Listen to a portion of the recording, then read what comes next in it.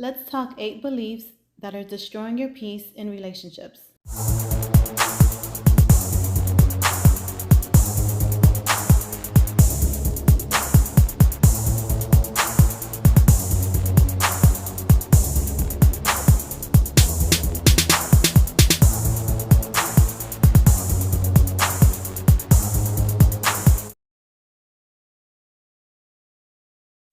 Number 1, being bothered by the expression happy wife, happy life, but also agreeing that men are simple and only women are complex.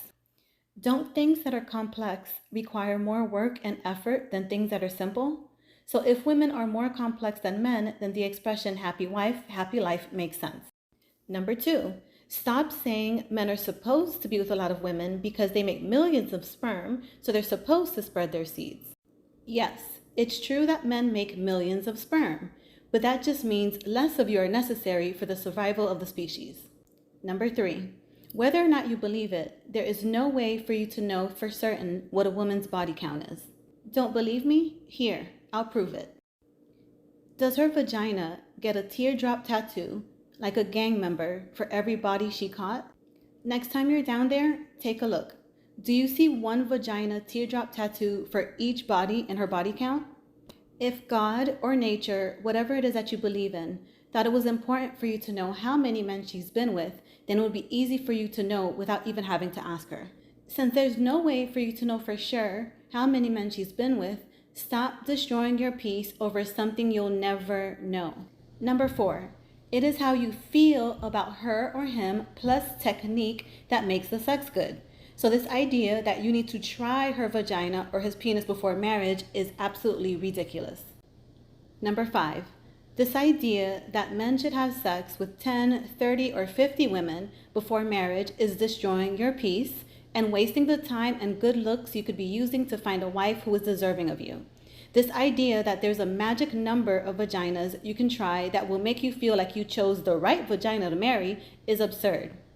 There are billions of women in the world, so no matter what you do, even if you have sex with 1,000 women or 10,000 women, you will still only be trying a small percentage of vaginas that exist.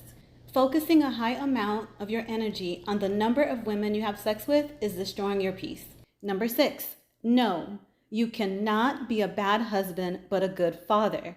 Part of being a good parent is being a good role model for your children. Meaning, if you have a daughter, part of being a good father is modeling for her how a man should treat her through how you treat her mother. Are you a good example of the man you want your daughter to marry? If no, then you are not a good father. If you have a son, part of being a good father is not causing him pain that you could have prevented him from experiencing. What do you think your son is going through watching you mistreat his mother? If you don't care that watching her hurt is hurting him, then you are putting your own needs before his. So no, you are not a good father. Fun fact. Well, not so fun. But did you know that your son watching you mistreat his mother can lead him to being attracted to toxic women he can save and rescue? If this possibility doesn't matter to you, then no, you are not a good father. Number 7, there is no such thing as caring for your wife, your mama, and your daughter without caring for all women in general. Let me explain. Men say, I can't save all women. My job is to protect my wife, my mother, and my daughter. Newsflash. Your wife, your mother, and your daughter are only wife, mother, and daughter to you, and not all other men. Yes, you can protect your wife, your mother, and daughter when you are physically next to them, but how about when you're not? The optimal way to protect your wife, your mother, and daughter is to advocate for the safety and protection of all women. By the way, protection doesn't only mean physical protection, but also emotional and psychological protection. And finally, number 8, stop saying couples should go 50-50 in relationships. One of the fastest ways to destroy a marriage is to keep score. Dear all young men, stop letting old, bitter men convince you you are not good enough because of whatever a low body count is, just so they can manipulate your pain and turn it into profits in their pockets. The problem is not that you're not good enough to get the girl that you want. You are good enough. The problem is that you just don't know it yet.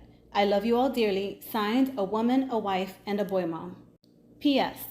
How is the scare tactic of telling young women they're going to die alone working out for you? Has it gotten you your desired results? Here's an excerpt from Bishop T.D. Jakes' new book, Disruptive Thinking, to reflect on. The statistics already are staggering, especially for our boys. The entirety of the income gap between black and white people is due to the deprivation of black males. Black women are keeping pace with white people. We lost a community of role models within our reach, and the bill we are paying is an annihilation of many black men who lack the skills and resources to move forward. So you want to be the leader, you want to be the head of household in your relationship, but always remember this: a good leader is someone people want to follow, not someone people have to follow. A good leader radically accepts his strengths and his weaknesses. A good leader feels secure in leaning on his wife's strengths as much as he trusts in his own strengths.